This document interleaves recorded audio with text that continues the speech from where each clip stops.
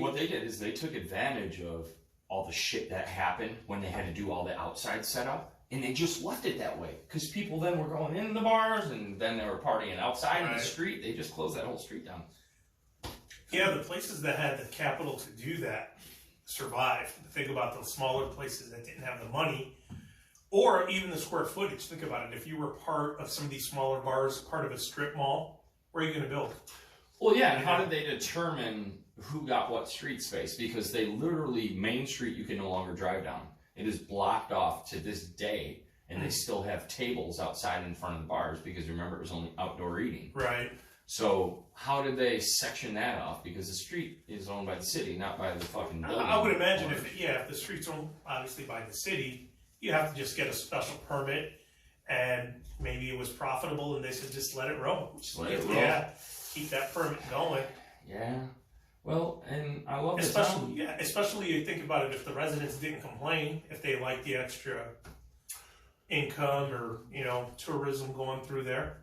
Well, I think it stops some tourism too, if you think about it, in some ways, because, what were people able to, well, maybe that's asked backwards, because what were people able to do during that time? Be outside. And what's right there? Starved Rock. Yeah. Matheson. Right. Those places were packed. Buffalo Rock. That. Yeah. Yeah, I mean. Those places were. They had to close down 178 a couple times. I think they set a fucking record it was last year or 2 years ago. They did a count. And there was like 170,000 people who showed up. Yeah. By 10 o'clock, the parking lots were full. Cops were, they closed off the parking lots. So damn, there were some record numbers. Yeah, hell yeah. And now they're putting a turnabout right there too. Nobody can figure out how to do that here. Nobody knows how to drive. It's Big Ben. That's what they need. They need to put Big Ben in the middle. They can figure it out. There's Big Ben again. God. It's like anything else. It's going to be, eventually it'll catch on. There's a couple of them in Peru already, right? Mm-hmm. And I know they, for the most part, you always have some assholes that don't know what they're doing and they just go through it. But I know in some of the western suburbs of Chicago, like out in the Plainfield, Shorewood area, there's some, and they work really well. They work well when people know how to do it. The problem is, even like Angela, I was with her the other day. Were you? No, you weren't in the car with me. Somebody was. It was somebody else. And she, it was Bobby probably. She pulled up. It's a yield sign. And yield means, you yield when you have to, but you can go through it. It's not a stop sign. Right. But you should also wait to figure out, and people need to figure out how to use turn signals. So if you're halfway around the loop and you're going to then exit and go another direction, you should turn your signal on, indicating you're turning. Right. And she's waiting there. I said, it's not a stop sign, Angela. Go! There's no go. Don't stop to look. Yeah. The flow is supposed to remain. And if you do it right, it just keeps going. Right. But you should never almost stop. I mean, if it's real busy, you will, but. Right. Because the whole thing of yield is basically if somebody's coming, you stop. You stop. If there's nobody coming, then you just go through. Go right through it. Right. Yeah, you don't stop for that shit. It's not a stop sign. Right. I mean, and I know for her, she hates driving in the city and stuff like that. And I know, you and I both. And not only that, but you just remind me, I hate to cut you off, but women gotta hate fucking driving in the cars with us. Because I fucking hate driving with women. I fucking hate it, man. I can't stand it. And it's nothing but I just think men are more, I don't know what it is, not more aggressive, but just more adept to make a decision quick, It's like, why are we all stopped at the stop sign looking at each other? Who showed up first? Go, go, go! Like, I could direct traffic so easily, but Angela's like, sometimes she's just a little too, not nervous, but what would be the word? Just like overly cautious, I would say. Kind of like, Which there's nothing wrong with that. No. I mean, I get it. But I'm not waiting behind you at a stop sign for 4 cars to go when it was your turn 2 cars ago. I'll yell at her. I go, go! Well, this guy's going, it's not his turn. Cut him off. I don't give a shit. I'll give him the finger. It's not his fucking turn. It's okay. I got the crowbar in the back. We're good. Yeah, and I don't like road rage. When I was younger, I was an idiot. And, I would get into conflicts and stuff like that. And then I realized I don't know who these people are. Exactly. And that's one thing I tell a lot of people nowadays, especially, I mean, I got adult boys now that drive. And I tell them, if somebody fucking gets pissed, start yelling, trying to get you pulled, let them go. Let them go. They're going to find somebody down the road that's going to take them up on that offer. And that other person might be willing to go even further than that. Right. You know what I mean? Because you don't know. My biggest scenario is like, I didn't know that guy just didn't get fired. I know that guy just didn't walk in and caught his fucking bitch with some other dude or something. Right. Lost his wife in a terrible accident. He could be having the worst day of his life. Right. And he's looking to lash out on somebody. I'm like, don't be that somebody. Let him go. If you're driving too slow, flag him. Hey, wave your arm. Go around me, man. Just go. No, I've got lines. Like, I will risk certain things. If I get cut off and the person seems legitimately like, holy shit, I didn't see you. Right. I'm going to let you go. I'm going to wave. It's okay. Shit happens. I'm not worried about that. But there's certain things that are just not excusable. You know, if I'm driving behind you and you're all drunk and fucking throwing beer bottles out of your fucking window, I got a problem with that. I'm probably going to call the cops. Maybe. It depends on where you're at, I guess. Right. I don't want you to kill somebody, but at the same time... you realize if he's that bad, he's got to get taken off the road. Or if you're tailing me. If you're tailing me and I'll give you the option to pass, I'll even scoot over a little bit. Exactly. And give you that line. You have to give that extra couple feet on the end there. But if you just continue to tail me, then my blood pressure, my ears start tingling. I start looking for shit to hit them with. I'm like, okay. You know, I definitely hear you. I mean, I've been in that position too. Because I hate tailgaters, especially going down a country road. What I usually do, let's say if I'm not in a hurry to get somewhere, country road speed limit's 55. I make sure I at least do 55. I usually do 60. When it's not posted, it's 55, right? Right, exactly. Okay. It's 55. So I'll usually do 60. So over 5 the speed limit. You know what I mean? Mm-hmm. If I'm not going fast enough, there's times that I'll go faster than that. But I'm saying, if you're behind me and you're in a hurry, go around me. Like you said, I'll make it easy. I'll go over to that line on the right side, give you that extra room. But at some point, going back to the women drivers, this is what I fucking hate. 9 times out of 10, if it's a woman's tailgating, they won't fucking pass me. I'll make it easy for them, and they won't pass me. And they're doing this probably. And I'll be honest, I bet you there's a statistic out there that shows that women text and call more while driving. I'm not saying a phone call is necessarily hazardous, but if you're looking down at your phone, I mean, I've caught fucking people just straight reading, and I'm like, hello, I'm over here. That's almost like a talent. I'll be waiting at a stoplight, waiting for the signal, say I'm making a left turn. There'll be a chick coming, usually young, from the right side, turning over here. As she's turning, she's looking at her phone, and makes the turn, and doesn't hit something. I'm like, how do you do that? It's just I don't know how you do that. I'd be on the fucking curb. Now, have you been in a car accident or anything rough like that? No. I mean, I've been in a couple of rear end type situations. Nothing. I mean, no big collision. No, 60 mile an hour. Nothing or rolling a car. Nothing like that. Thankfully. I was in a rolled vehicle on Park Boulevard. That was not fun, but it was at a pretty slow. I mean, we were turning off of. Do you know where Park and Roosevelt is? No Roosevelt. So Park has got. There's a Jewel and a 7. I know this is, but you're fucking. You'll understand. There's a Jewel and a 7-Eleven. Park Boulevard connects Roosevelt Road and Butterfield Road. Okay. And it also goes all the way down to 53.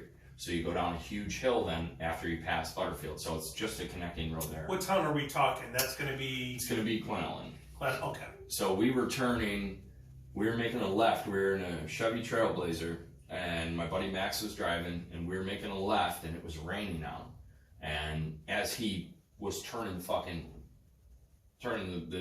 car, he started sliding, and he overcompensated. And he didn't know how to counter steer. He was like 17 years old, And it's wet out. Oh, yeah. And an SUV, so you're heavier than a regular car. We spun, and I felt it right away. My window was down, and what's crazy is I'm a guitar player. My fucking arm, there was a dude, and this dude, they put a thing in the newspaper, too. This is what's crazy. He was on the sidewalk walking. Now, this guy's in a suit, and he's walking in front of he wasn't a school teacher or anything. That's got to be one of the weirdest visions, isn't it? To see a guy walking wearing a suit. In a suit with a briefcase, and the car flipped, and it flipped on my side, and my arm went out the window. He said he saw my arm go out the window, and then I fucking pulled it back in, and then we hit on my side. And I had glass in my head and all fucked up shit. And he came, and we were sideways, and there was a curb here, I remember, and Max is dangling down at me. So he's dangling down, and he's going, shit. But for some reason, his foot was on the gas, so it was spinning the tire. Well, the car started smoking, the truck started smoking. And this dude, he said, cover your eyes. He was standing right at the car, and he fucking kicked the windshield in, because it shattered, but it never shattered in. It just shattered and stayed in place. Yeah. So it was there, and he kicked it, and fucking, he took his jacket off, and he started pulling it back, and it was rolling back like almost like a piece of paper. And then there was a kid. Like a tuna can, those old ones, remember it? Yeah. And there was a kid in the backseat. His name was Marone. He was, he was a Croatian kid, super funny. Yeah. Got funny stories about him. But he crawled out the window above and then jumped out of the car. The window that was above was actually like a passenger side. Yeah. I mean, one of the door windows. Yeah, and he crawled up and he jumped out, and I was still in the car, and then he pulled me out, and I had a huge gash, and my arm was just full of blood. So the car landed on the side you were. Yeah, it was on my side. Yeah. So we landed on my side, and then he's yelling at me. He's like, "Take your shirt off," and I'm all fucking like, just my mind was going. Your brain's rattled. And he tied the shirt around my arm, stayed there. Fucking ambulances showed up, and he left. Nobody knew who he was. So they put a post in the paper for, saving 3 kids in a fucking rollover accident in front of a goddamn middle school, which I'm sure looked great for everybody there. Right. And then they took me to the hospital, and fucking glass in my head. They pulled out like 5 or 6 shards that were pretty big. Shit. And then I got like 10 or 12 stitches right here in my arm. I had a concussion. It was not a good experience. No, it doesn't sound like it. And if I didn't have my seatbelt on, I truly believe I would have been cut in half. I think I would have gone out the window, because my body was pulled that way, and whatever. It stopped you, yeah. Stopped you from falling out of that window. Yeah, because my window was down. Oh, shit. Yeah, so. It's fucking. And they never found this dude? No, they posted it in the paper, and they're like, they wanted to give him an award. Yeah. Yeah, and he just wanted to remain anonymous. He did not want to be. Now, see, I like it when people do that. I like when people do good things and they don't want the fucking credit. In other words, just do your good deed and keep it moving. You know what I mean? It's like, well, you want to know this shit, dude? The rumors going around school. I didn't go to school for 3 days after that, and I showed up, and all I had was like this little bandage on my arm, and everybody was. I lost my arm. I was dead. Jeez. All this shit. And playing telephone, basically. Everybody had up the ante. Phone calls from the teachers on my answering machine, and my mom was going ape shit because she's like, "Stop fucking calling me. He's okay. He'll be back to school in a couple days, but he needs to rest." Because I had a concussion. I mean, I got hit pretty good. My head probably fucking hit the curb. I don't know. I don't remember like the actual landing. I just know that I was fucking looking at Max dangling down in his seatbelt like, fuck. That's what I said, fuck. Max, do not unbuckle your seatbelt. Right on me. Because I saw him going for it. I'm like, no. We need to slow down. So how did you guys get out in the sense that, okay, this guy... I crawled through the windshield. Okay, he pulled it back. And then what did you do? Unbuckle your seatbelt and just crawl through? Yep, Marone was already out, and then I went, and then he unbuckled his and dropped down. He dropped down, then out the windshield. Because he only folded it up,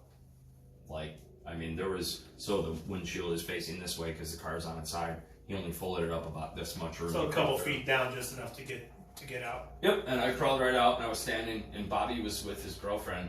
He was in a Dodge Stealth, a white Dodge Stealth, and he was with this girl, Nikki, that he was dating, and he was parked at the light, and he saw me standing next to the car with fucking blood all over me and shit, and he called my dad right away, and he's like, Jeff was just in an accident, I'm pulling up right now, he's all bloody. So oh my God! They're putting me on the stretcher, and...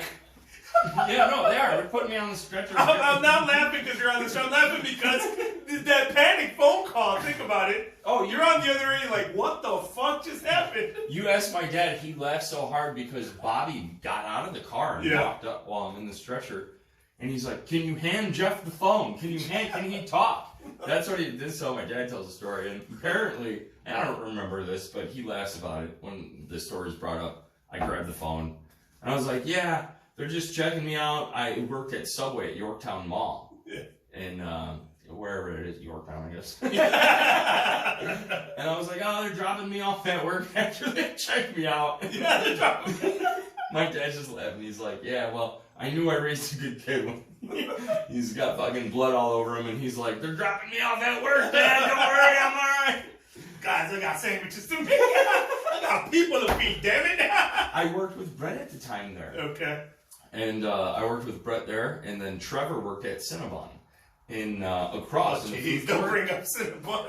No, you want to know what we used to do? We would meet in the fucking back. There was a whole back alley system in the mall that connected all the restaurants, and we would meet, and I would make him my sub sandwich that I got for free for lunch, and he'd bring me a box of Cinnabons, and we would just trade.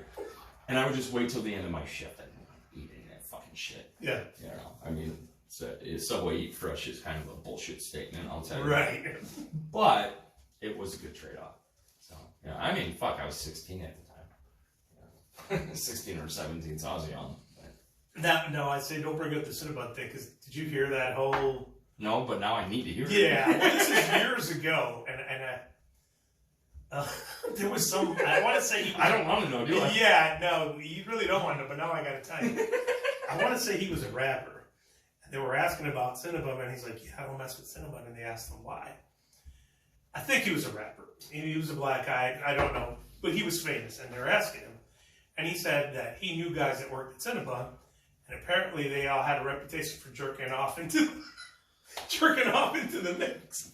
And that these guys talked to other guys from other Cinnabons, and they were doing the same fucking thing.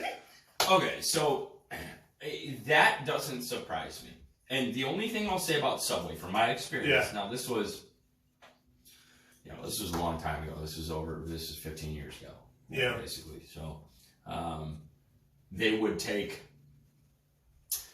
the Dale tomatoes and we would put them back in the fridge. The next morning, or whatever shift it was, you'd come in, you'd take the tomatoes out, you'd put them on the bottom, and you'd cut fresh tomatoes and put them on the top. So you were getting, let's say, a fresh tomato for the first, let's say, 10 sandwiches, or whatever. And once you hit the bottom of the bin, you got a day-old tomato.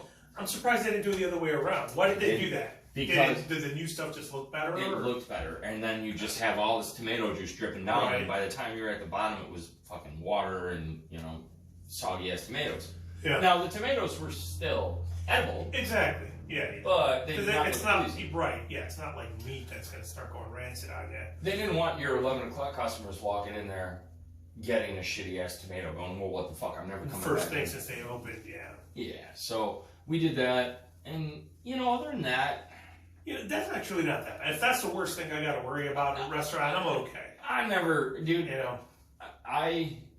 that job was not, that was a starter job, and I got hired with Brett on the spot. We both got hired at the same time. We went in there and filled out applications together, and they hired us together, and I'm like, well, this is kind of weird. Like, Yeah. They were just looking for Do you guys, like an interview like Oh, Step Brothers? Yeah, no, We're gonna shoot your fuck things up. we interviewed together, and Brett, no, we didn't. That's And hilarious. Brett shows up in a cut-off T-shirt like this, and he's got tattoos already. He's 16. I got tattoos already, because I went to his tattoo artist. He was the only one giving them out at that age.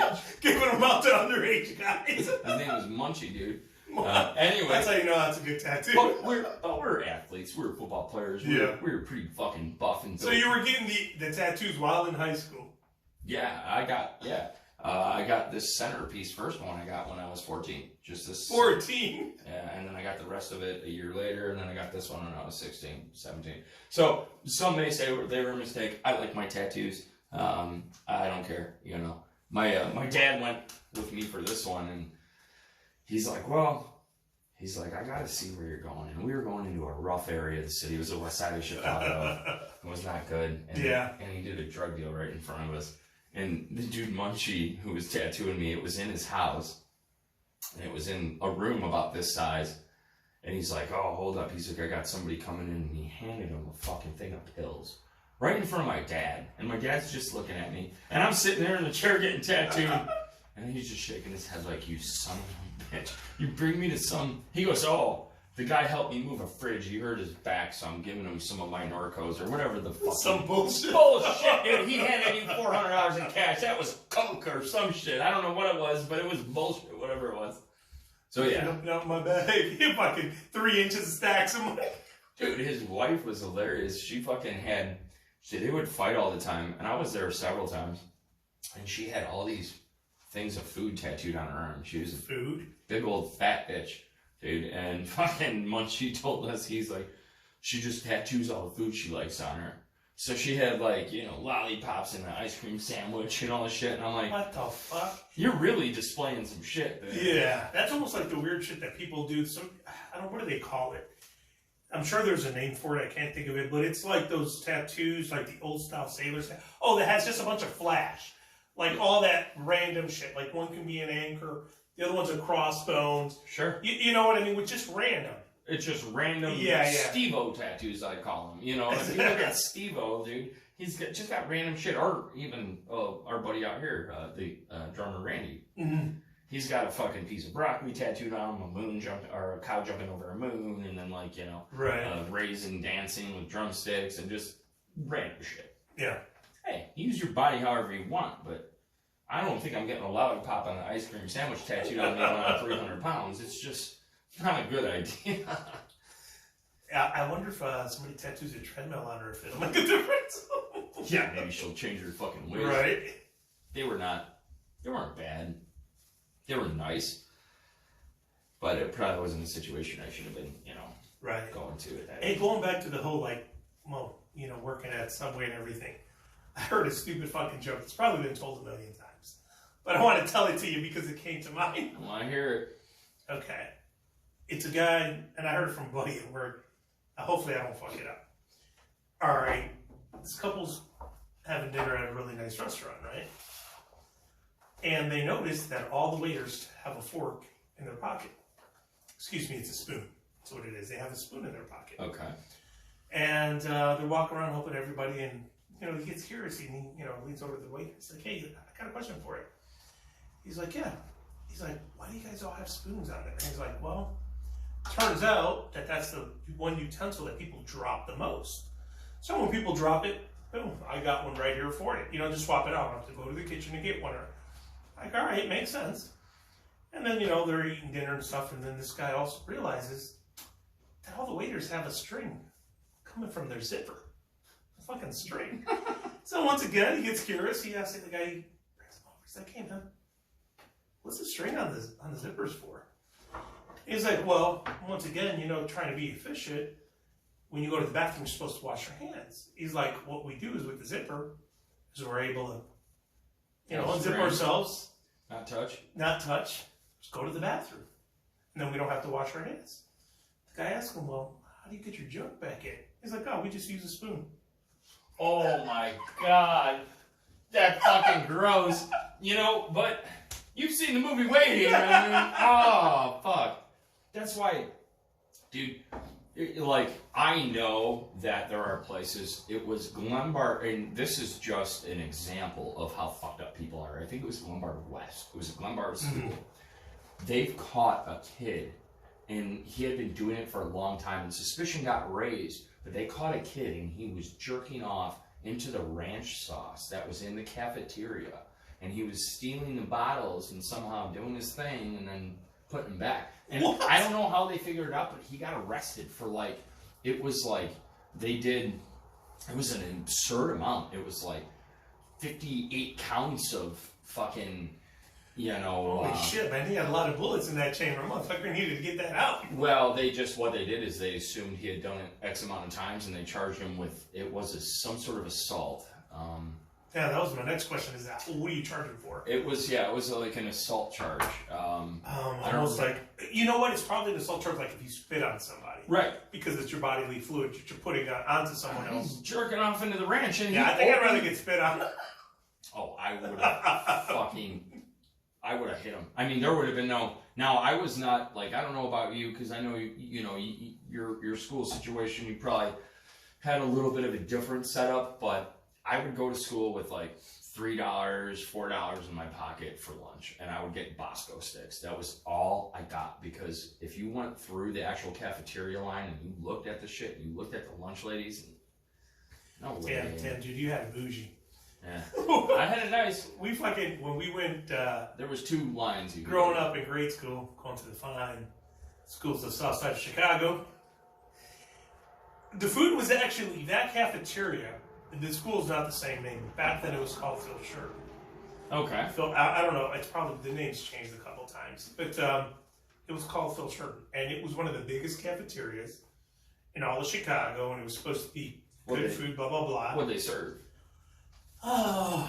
I mean, you got pizza. You had pizza, you had hot dogs, and you'd get baked beans when you had hot dogs, and that's the first time I saw this. That's so weird. You want to talk about like culture shock, in one sense, because I didn't know other than what you ate at home. Once you start going to school, I would see the black dudes would take the beans and put them on their hot dogs. Smart motherfucker. Exactly, which is great now, but at the time as a kid, I'm like, what the fuck are they doing? Which was fucking weird. But anyway, aside from that, this place had, it was supposed to be pretty good food. Whatever they had. I don't remember what the menu was necessarily. Yeah, you had your pizza day and stuff and whatnot. But they used to have these butter cookies that they used to sell. They were good sized butter cookies. Back then, dude, I'm really going to show my fucking age. You can get one for 5 fucking cents. Okay, but that... 5 fucking cents. No, but I could see that. Okay. Yeah. And the guys, sometimes, because, the school was predominantly black and Hispanic with maybe 2 to 3% white. That's supposed to show how good my neighborhood was. Yeah, you got... We had money, buddy. Let me tell you. Yeah, you're right. You guys we were in the upscale side of the neighborhood. And I remember sometimes I would see the black dudes, and they would have 5 cookies with their lunch. So, like, they blew a whole quarter, and I thought those guys were ballers. I was like, wow. Not only did they get 1 or 2, these fucking guys had a stack of 5. Now, you want to know what I learned, and you know what, speaking of, I guess fucking black people or the black community, the best thing in the fucking world. And I can't believe, I never thought about this till I saw it, but it was a couple of my friends, and one of them, this girl, Alicia, she was fucking awesome, and she was just fucking, she was loud, she was smart, and she was just obnoxious, but she knew what was up. She would take a bag of Flamin' Hot Cheetos, so she'd buy the bag for like 75 cents, and then she'd go to the nacho cheese machine, which was free because you could just push the button and walk up to it. She'd open the bag and fucking boom, drench the Cheetos in this hot nacho cheese, and then sit there and be eating them. And one day she called me Nutty Buddy. What up, Nutty Buddy? Yeah. I'm like, what the fuck are you eating over there? And she shows me. I'm like, can I try one? I tried one. Sold. That was my meal, my lunch for like a year and a half till I got sick of it. Like, holy shit. But that's just it's culture change. You see a bunch of fucking white dudes with their PB&Js and their fucking their golf shoes on and all this bullshit. I was not in a poor school by any sense of the word, but I could tell you that there was still a separation. Mm-hmm. You still had poor people. You had your medium level, or all the way up to the rich people who lived in Marion and all these fucking. And it was like, Isn't it weird though? But I'm willing to bet. I mean, not that I didn't live growing up in a nicer place at that, but what you're making me think is I'm willing to bet you could sit in that lunchroom and pick out the groups where they live, basically, where I live by class, not necessarily by race, but by class. By class, like these dudes got money. These guys are there was rich Mexicans, there was rich black people. There was, it was pretty diverse in each individual class. Yeah. But where I grew up was not fucking great, dude. Paper thin walls. My mom is still fucking there. Fucking cops knocking on the door every other fucking day. People robbing houses. Fucking starting shit on fire. Starting people's houses on fire. Mm-hmm. Crazy fucking fights, but my neighborhood, it went section 8. So what happened was it became a low income area. Right, and it was when that big push happened. And I'm not saying that some of my best friends are still, and not everybody there was bad, but it brought this certain the certain amount of bullshit that was. Well, it pushed out a lot of people from the city out to the burbs, is what it did. That's what happened. Yeah, I think because people that would not have had access to the suburbs now did because of those programs. Sure. Now, I'm sure some good things. I'm sure some kids got better education and something like that. Oh yeah. But just like the good, you got some of the bad with it too. Oh yeah. You got some of the shit kids that didn't want to go to school out there too. Three attempts in my house. All right, 3 different fucking. Well, I guess the third one really wasn't an attempt, but 2 break-in attempts. Yeah. Well, in the middle of the night, like they were coming into fucking. And one of the dudes was her neighbor, not far down the road, like 3 houses, and they're all connected. It's one big, and all the attics are connected there too. Yeah, because it's a townhome, right? Yeah, so you can crawl from one house to the other if you got. There's no barriers or nothing. You can just. That's why just a year ago or 2, my house was on the fucking. It was on the news. It was live. There was some fucking crazy dude running around with a gun, and they knocked on the fucking door, and Bobby was there, and they're like, "You need to leave the house. There's a dude in the attic, and we need to come in." And he's like, "I've got guns. Can I just fucking stay here?" They're like, "Get the fuck out of here." You know, of course. You people, you were not letting me stay here. You know what's funny is the alternative. Did you really think there was? Oh, you got guns? Oh, you're good. Yeah, just stay here. You If it just shows up stay there, here. blast them. Fucking shoot him in the head. Yeah, they're not going to tell you that. So it was a different. But I mean, I walked to school when I was in fucking 4th and 5th grade, 1.5 miles away from my house. It's not like I was walking through the south side of Chicago, but Yeah. there was still crime, there was still death, there was murder in my neighborhood several times. Yeah. Some dude just down the block from our house, like literally if you walk into the street in front of my house, you could see the house. He called the cops. There was a pretty known drug dealer. I mean, everybody knew he was dealing drugs out of his house right across the street from him. He called the cops on a transaction he was watching happening. The person who got pulled over in the vehicle went to jail. Knew the guy who called, knew it was him somehow. I'm not sure how. Yeah. But then he got out at 5 a.m. and he drove back into my neighborhood, parked right down the fucking street and waited, and the dude came out to get his paper, and he fucking shot him 3 times. Holy shit. He killed him right in his driveway. And Fuck. yeah, so, and I mean, that was when I realized, I'm like, wow, you're really not safe anywhere, And I had already been in the city a bunch of times, I was doing shit I shouldn't have been doing as a kid, riding the train at fucking 13, 14 years old with the weekend pass for fucking $5. And they just come and clip it with a whole bunch Wasn't that great? You could do that. As many times Did you ever get the Sunday pass? Oh, where you pay one time, you could go anywhere in the fucking city. Anywhere. Dude, and we'd get and then I never did the blue line. I always did the red line because the red line would take me the direction I wanted to go. And I don't remember, necessarily, they were never far trips, but you were able to bring a bike, or something on it on certain days. And so I would bring my bike on the train. I'd be like 13 years old. Yeah. Bring my bike on the train, go down to the city, and just fucking cruise the streets. I was in bad areas sometimes. Yeah. But, it was usually daytime. If it was nighttime, when I was that young, I wasn't really out there at nighttime. It scared me as much as I enjoyed it. Yeah. I did. And that, dude. Oh, yeah. Yeah, and it's actually a shame you think about it. I mean, because it's obviously gotten worse. You got fucking so many people in Chicago getting killed now because, well, various reasons, but... What do you think about the new laws out there? Oh, Jesus.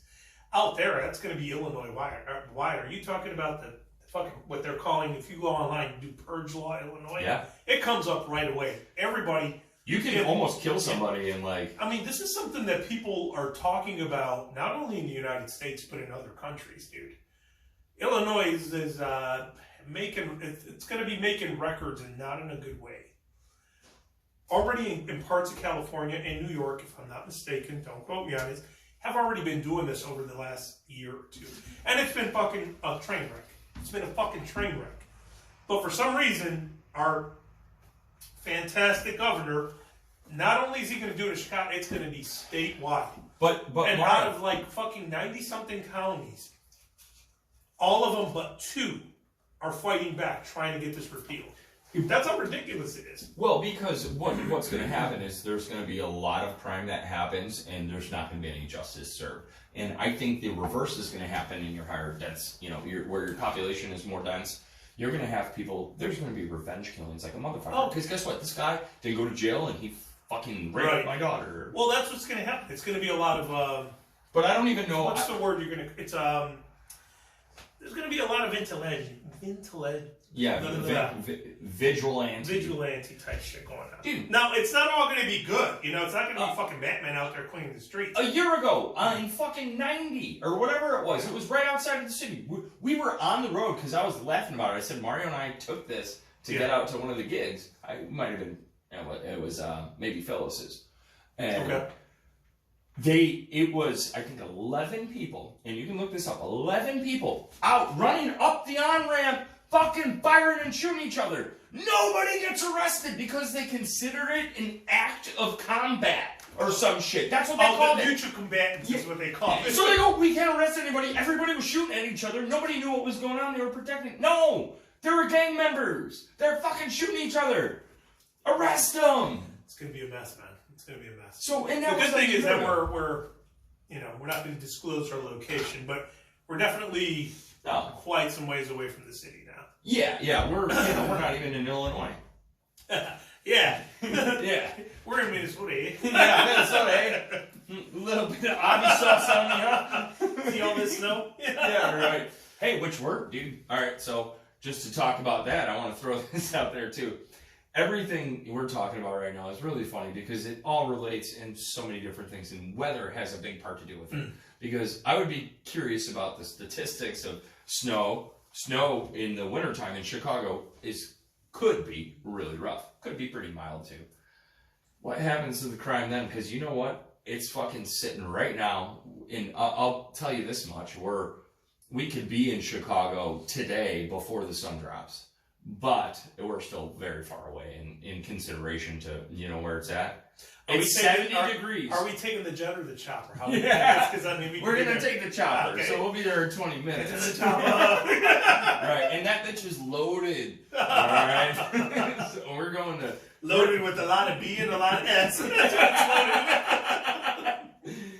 But my point is it's the middle of November, and it is 70 fucking degrees. And tomorrow... Yeah. It will be like a high of 45. And then the next day, it's going to tremble a little bit, and then we're going to be in the 30s. So that's what's crazy, yeah. Literally in 2 days, the daytime high is going to be like 30 or something. Oh, yeah. I went golfing 2 days ago in November. And you can usually golf on, you get these sporadic warm days. Mm-hmm. It was fucking beautiful. I was sweating my ass off, dude. I was sweating, and I'm thinking it's November. I should be cold. Right. When I was playing football, November, it was like the first weekend in November was like your last week. Mm-hmm. It was freezing out. I mean, I was a kid, but I'm just saying it was cold. Right. I wish I had this kind of weather back then. Mm-hmm. Maybe I don't. I don't know. Are you a climate change person? In what sense? Well, it's a difficult conversation, and it's a long one, but do you believe that humanity and humans are speeding the process up? Do you believe it's actually happening? Do you think it's going to happen no matter what we do? I mean, all these questions kind of sink into one because there's a lot of different views. People think that, us being here burning all these fossil fuels and gas and fucking cars and airplanes, that we're creating this effect that is speeding up a process that's going to happen. It's inevitable that it's going to happen. Because it's happened. They've documented it's happened like a bunch of times already. You're talking about the cycles, the temperature cycles. Ice age. Yes. An ice age, yeah. Well, this is what I think. A complete climate change. I think I'm going to take a different route on this one. I think there might be a percentage of truth. I don't know what that is. What percentage of us were making intent. Some people think 80-90% of what's happening is our fault. Whereas you can have another group of people that 80-90% say it has nothing to do with what we're doing. Right. Or it's not affecting it to the degree we're saying it is. Yeah. But to me, both those sides are inconsequential. And I'll tell you why. Because I think nature has a way of, if you go back in history, purging the earth on its own.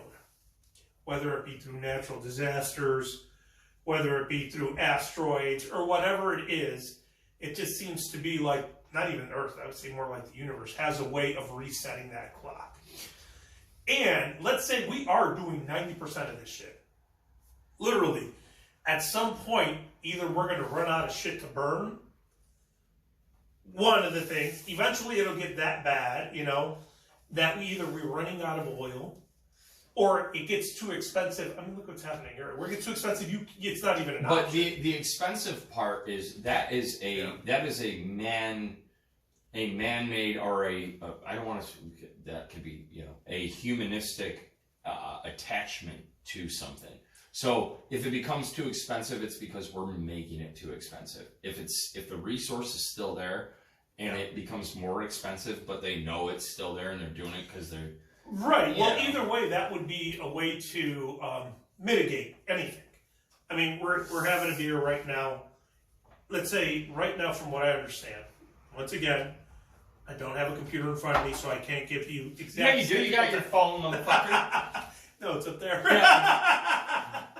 But my point is, it's gotten to the point that electricity, methods of heating your home, whether it's electricity or natural gas, in Europe has gotten so bad that in order for a bar or a pub to turn a profit, a beer is going to be basically the equivalent of like $10 or $15.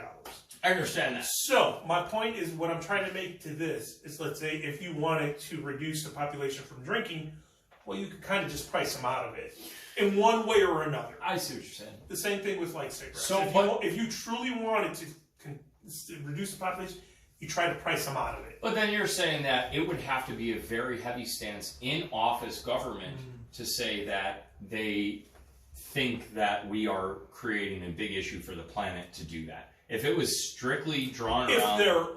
If their intentions are pure, yes.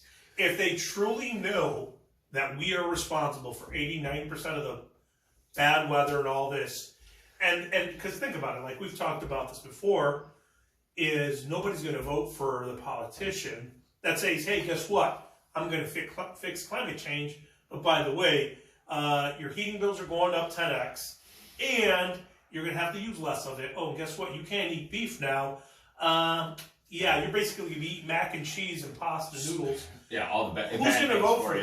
Who's Yeah. going to vote for them when the other person is going to lie and say, "Oh, I'm going to make sure you have all of this and more at cheap prices"? But part of the I think the argument is that we emit so much greenhouse gases into the atmosphere that when the sun rays come through, they can't bounce back out. So our planet is heating up, and they say the ice caps are melting. Dude, if our ocean levels raised just 1 inch across the board, it would fuck so much up. Massive.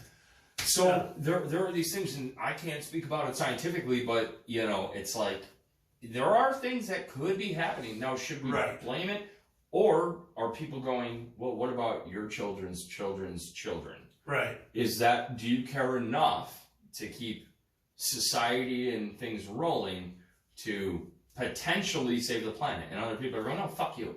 That's not happening in a million years. Right. We're going to get hit by an asteroid before we fuck this place up. That's originally where I was heading to, is that nature, whether it be a cosmic event or fucking... Oh, they say all you need is one bad volcano explosion that would emit more pollutants into the air than we've done our entire time since we've been burning oil. Do you know what would happen if Yellowstone erupted? Yeah. If Yellowstone, which is in Wyoming, okay, and if you look at the fucking map and where it sits in the United States, if Yellowstone erupted, I think they said 3/4 of the United States would be fucked. Yeah. Think about that. That's what... Huge. Now, I don't say that to use it as an excuse, like, hey, let's party it up, because either way, we can't we're all stop dead. it. We don't have a cork big enough to stop that shit. It's gonna happen. It's gonna happen. Space Force is gonna have the cork. Fuck it, Elon. But everybody hating on Elon. You know.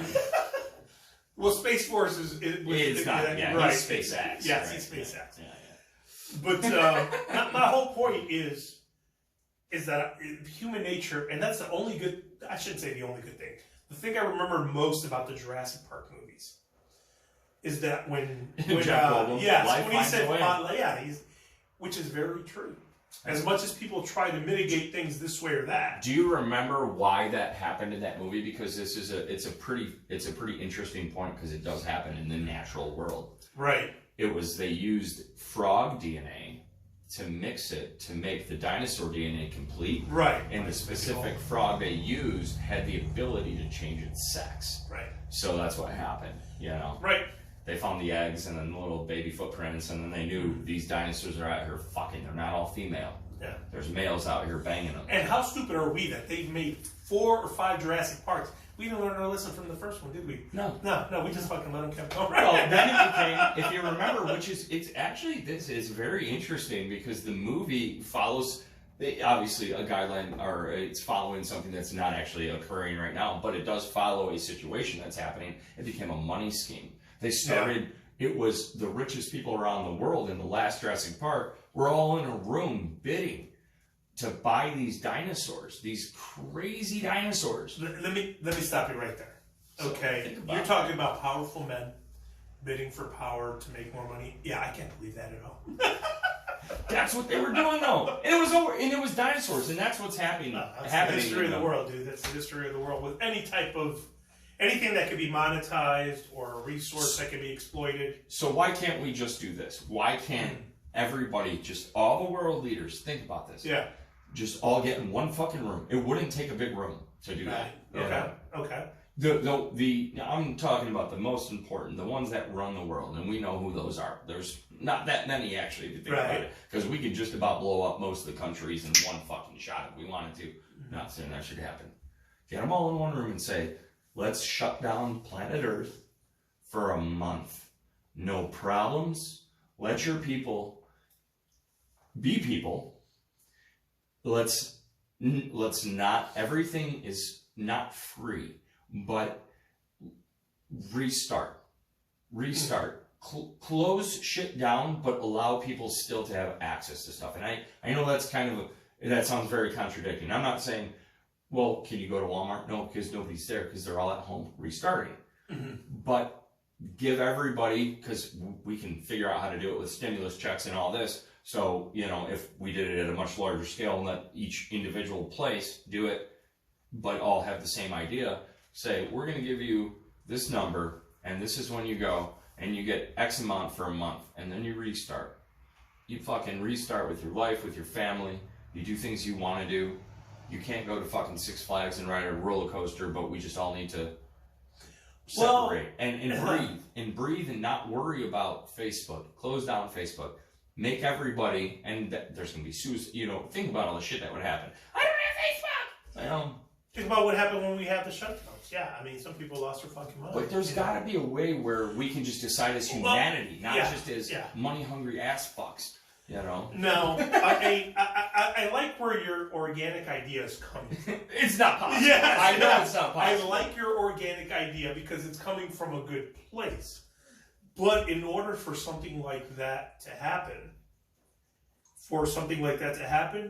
is that the people who truly control industry, control the world, let's say, they would have to be willing to lower their standards to the rest of us. But and I don't see that happen. Hold on. I got a rebuttal to that. Okay, because that would fall right in line with we're in this together. That commercial that pissed so many people off, because we are not. So if you are a millionaire and we took a month break from everything, and they were like, you have in this 2 weeks, we're going to make sure you get what you need for that month.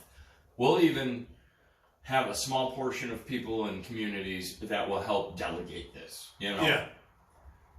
If you have $1 million house, and I still have this $20,000 house, I'm still in the $20,000 house. You are still living a better life than me. You still have a pool. You still have palm trees. You still have all this shit. So, it is not the same. They can still have their lavish, fucking loving, beautiful lifestyle while people are still going to sit in their shit-ass homes for a fucking month. Yeah. And I'm just pulling numbers out and throwing, I gotcha. What I'm saying is that the reset. You're pitching an idea, not necessarily locked in numbers. No, fuck no, dude. I don't fucking know how. You would have to have serious people sit down and figure out if that was even and it's not a possibility. There's too much hate. No, let me. But you still live a better life. If you're rich, you're rich. Right, even if you're only rich. Yeah. In other words, you're saying they don't give up their stuff. No, their money doesn't change. Exactly. It's just gone for a month. Okay, well let me rebuttal. still have lobster. I'm still eating ramen. I mean, that's what I'm saying. I know, but let me give you the rebuttal to your rebuttal. Okay. Double rebuttals here. Yes. The rebuttal here is that those people that have gotten rich off Facebook, Instagram, all these social medias, the last thing they would want is for you to figure out that you don't need them to be happy. Think about that. All right. Well, that if you were to walk away from if you were to walk away from all these things that they work so hard on making algorithms to make you dependent, they make you dependent to come back for that dopamine hit. If you had a 30-day break where you got a moment of clarity and realized, guess what? I can get my dopamine hit by taking a walk in the park, by visiting family, by having good conversations with friends. That is a better dopamine than scrolling on this fucking phone. Right. Then, now, when you turn the machine back on, these people that have this influence and power over you, that's what I think their biggest fear would be. Then you would realize that you do not need them, and they don't want that. Okay, so, and you know what that is? That and I think you're absolutely right about that. I think that would be a problem, but that's selfishness. That's not. Oh, absolutely. Yeah, it's just pure selfishness. Yes. So the people who are not selfish in the world, that that sit there, they've already done the reset. Like, because let's face it, just if you're poor, it doesn't mean you're a bad person. And sometimes I think people try to put that in some sort of balance. It's like, well, you're poor, so you don't try hard enough, or you don't do this, you don't do that. No, there's a way out. There is. I'm not saying it's not possible for somebody to go from here to here. That is possible. But at the end of the day, what people really cherish is they open their eyes in the morning. They get to see shit. They get to walk around. So those are the things we're removed from so much from our phones and our shit. Yes, so the minute somebody has that, I totally agree with you that they understand, like, there's a bigger meaning to life. Like, there is, and it's way bigger than anything we even understand. Right. You would have basically almost like an awakening, this new consciousness, right? This awakening that I think you and I both have had that over the last years, that, we can go outside, we can have a fucking fire, we can have a few drinks and talk for hours on end, and that would trump any time we're on our phones. Oh, God. It doesn't even compare. Even if we're sharing stupid videos online back and forth or texting, it would not compare to the person-to-person interaction. Never. In a million years. Exactly. Never. So now you think about that. Like I said, how much money, how much resources have been spent to try to make people think that you're going to be happy if you get X amount of likes, if you get X amount of followers, if you get X amount of this or that. In other words, there's always tiers. You're always climbing. But the system knew it was going to happen because, let's face it, when Facebook came out, I was probably like 14 years old, okay? Because it was MySpace and then Facebook. But Facebook was geared towards a more adult side or older teenage side. And then it just poured into the surface of everything. So at the end of the day, they knew there was a group of people being born right then and there that weren't going to know anything different once they got old enough to understand it. So now we're at that point, and that's all they fucking know. Yes. If I handed somebody my pistol and I was like, here, go out and shoot me a squirrel, and I'm being a little rough saying that, or anything. Actually, write me a sentence in cursive. You can't do it because you're doing this. What the fuck? How about, well, you probably got a digital watch on your hand because you can't read analog. Okay? Right. What the fuck? Why? Oh my God. Have you seen some of those videos when they say, they can't even say it's 1:45, or people do. They don't understand it. And it's like, this was just simple shit. I learned this when I was in first grade. Like, I knew how to read a clock before I was fucking, and there's kids that, like, Angela's kids, they're fucking brilliant. They're smart. They're fucking smart. They can do all that shit. They just exceeded that little line. And that was because of the parenting and the people who were there for them. All of them. Every adult around them. I'm not saying anybody specific. All those people did that. But then, you're having... You're thinking about the people after that. After that. Now it's their kids. their kids because that's already happening. Right. You're having 17-year-olds having kids right now, and all they know by the time they're 3 is that they have an iPad and they're gonna cry until they Everything's fucking digital, get it. right? I know what you're saying. In other words, they don't know a world before devices, social media. I remember somebody asked me, they were like, "How can you walk on your driveway barefoot?" I was walking out there barefoot. I said, and my response was probably stupid, and I was being an asshole. I probably said, "Because I'm not a pussy." Because I did when I was a kid. Yeah. Dude, I rode my skateboard fucking uphill, downhill. I was trying to, do all the shit that was probably not the safest, but I was learning, Right. I was in fucking creeks digging up fucking crawdads and fucking getting pinched by them and catching snakes and going in the woods and getting lost and trying to figure out how to get home from the prairie path from 38 miles away from my house when I'm fucking 14 years old. But you figure it out. None of these fucking kids are going to figure this shit out. Well, here's the other thing. You're right. They're not going to figure it out because we have so many crutches now. You figured that out before because we all had to learn by testing the limits. Like, let's say you go 2 miles away from home. You go 3 miles, 4 miles away. Now that means nothing. Everybody has a GPS on their phone. Think about it. You can go cross country as long as you follow that GPS. Now, if that was to crash, then you'd be fucked. I didn't have GPS. We were we rode to Bartlett, and you want to know what happened to us? Mm-hmm. There was a bridge that went. I don't know what highway it was. There was a bridge that went over a highway. Now, it was total trip. I think was 38 miles. Because I remember we were watching it, and we ended up at this gas station in the middle of nowhere. Nobody had money but fucking Dill, and he bought himself a hot dog. And I remember watching him eat. Going, dude, I'm so hungry right now. And he just sitting there, just didn't give a shit about That reminds me of the scene if you ever watching Three Amigos, who had fucking Martin. Yeah. Where they're all thirsty as hell, and he's drinking it, put his face, and then throws it on the ground and spill it. That's what it was. And but that's when we stopped to turn back around. So we had another 15 miles, or whatever it was.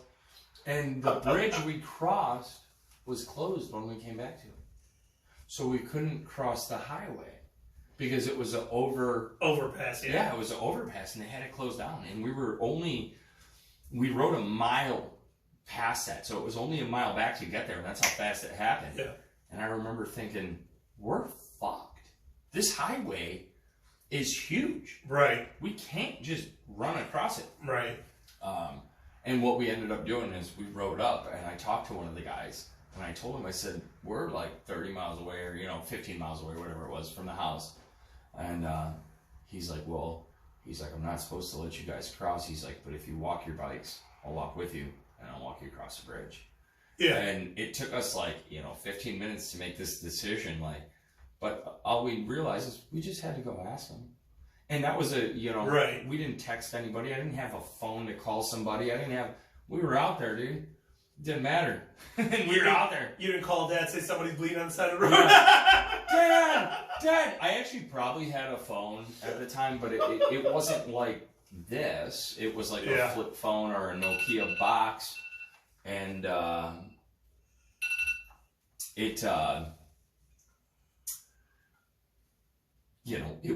it probably was prepaid. I don't even remember, I know we didn't have the ability to do that. And actually, we ran into several other issues on the way back. And it was just, I remember thinking we're pretty badass because we figured all this stupid shit out as kids. Yeah. And it would have taken no time. If I had a phone, I could have gone on Google Maps and done. Yeah, but you know what? That has a lot to do with people don't realize with brain development. At that young age, you were working through problem-solving skills. The whole way back. Unfortunately, a lot of the youth are not going to have flat tire. We busted a chain, and we found there's a key on it, on the bike chain, and we found it, and it was right next to the chain, and that's what fell off, and that's why the chain broke. So the chain was actually still good. And I remember looking at it, and it was probably Dill, because Dill was always he was always the dude fixing shit when we were fucking shit up. We'll do this, and put it back together, and we got all the way fucking back home, and I think that chain stayed on that bike for another 2 years, but it was this whole thing, it broke, and it's all right, now we got to figure out, I've got pegs on my front, We gotta figure out how to take them off, put them on the back, and then I'll peg you. You Right. just fucking hold on to my shoulder. Yeah, wow, that sounded gay. Wow. No, it was a good pegging. It was a good pegging. I'm gonna take a piss real quick here. All right, we're about to cut it off right here. I think we've had enough with the pegging.